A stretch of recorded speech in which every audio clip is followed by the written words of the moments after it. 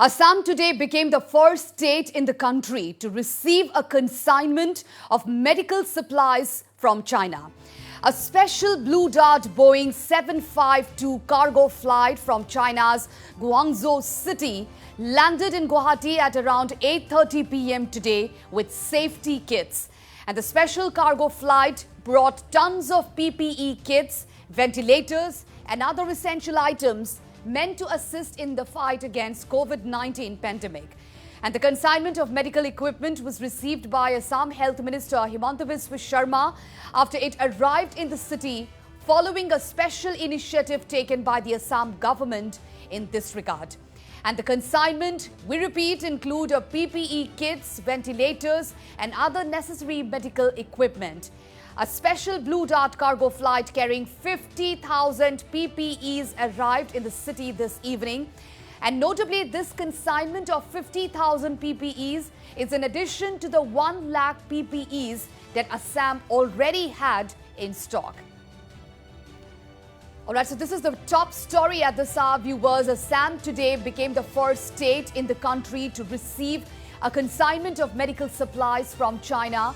A special Blue Dart Boeing 752 cargo flight from China's Guangzhou city landed in Guwahati at around 8:30 p.m. today with safety kits. And the special cargo flight brought tons of PPE kits, ventilators and other essential items meant to assist in the fight against COVID-19 pandemic. And the consignment of medical equipment was received by Assam Health Minister Himanta Biswa Sharma after it arrived in the city following a special initiative taken by the Assam government in this regard.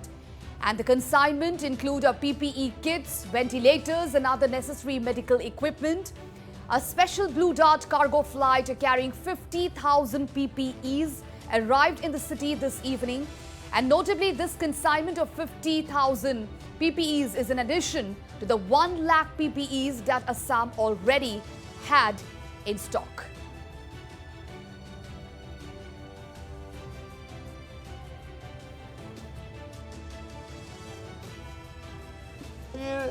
বিভিন্ন রাষ্ট্র America যুক্তরাষ্ট্রই হোক বা ভারত সরকারে হোক পিপি কিটছৰ জোৰা মাৰিবৰ বাবে চীনৰ গুৱানজাও প্ৰদেশৰ পৰা এতিয়া বিশ্বলৈকে পিপি কিটছ ক্ৰয় কৰি থকা হৈছে। ভাৰত চৰকাৰে ইতিমধ্যে কিছু পিপি কিটছ দেশৰ বাবে ক্ৰয় কৰিছিল আৰু গোটেই বিশ্বৰ ৰাষ্ট্ৰবিলাকে পিপি কিটছ তাৰ চাইনাৰ পৰা গুৱানজাও প্ৰদেশৰ পৰা ক্ৰয় কৰি আছিল। আমি চেষ্টাত আছিলোঁ যাতে আমি বৰ্তমান 1000, 2000, 3000 কৈ কিনি আছিলোঁ। আমাৰ মনত সংশয় আছিলে যদি পিপি কিটছ কেতিয়াবা কমি যায়, আমাৰ ডক্টৰ নাৰ্ছসকলে ডিউটি কৰিব ভয় খাব, ডিউটি কৰিব নোৱাৰিব। আমি এটা চেষ্টাৰ পিছত আজি প্ৰথমবাৰৰ বাবে খুব সম্ভৱ ভাৰত চৰকাৰে কিনিছে, কিন্তু ৰাজ্য চৰকাৰ হিচাপে আমি প্ৰথম ডাইৰেক্ট আজি ইম্পৰ্ট কৰিবলৈ সফল হ'লোঁ। 50,000 পিপি কিটছ আজি আমাৰ মাজত একেলগে আহি পৰিলে। কালি আমি সেইবিলাক চেক কৰাৰ পিছত বা ষ্টেৰাইল কণ্ডিশ্যন আদি চোৱাৰ পিছত লাহে লাহে আমাৰ চিকিৎসকসকললৈকে দিব পাৰিম।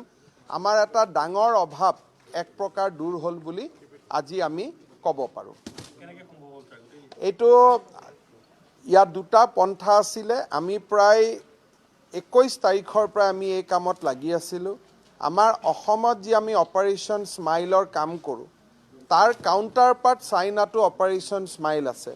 গতিকে আমাৰ এই গুৱাহাটীৰ অপাৰেশ্যন স্মাইলে আমাক চাইনাৰ অপাৰেশ্যন স্মাইলৰ লগত লগাই দিছিলে।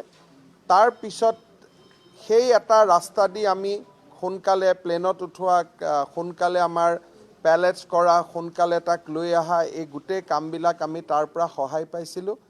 আৰু তাক বাদ দি যাক আমি আনিবৰ কাৰণে দায়িত্ব দিছিলোঁ বা যিসকলে কাম পাইছিলে তেওঁলোকেও খুব ভাল কৰি বিশ্বক্ষণতাৰে কামটো কৰাৰ বাবে আজি আমি ইয়াত আহি গোটেই সামগ্ৰীখিনি পাবলৈ সক্ষম হ'লোঁ।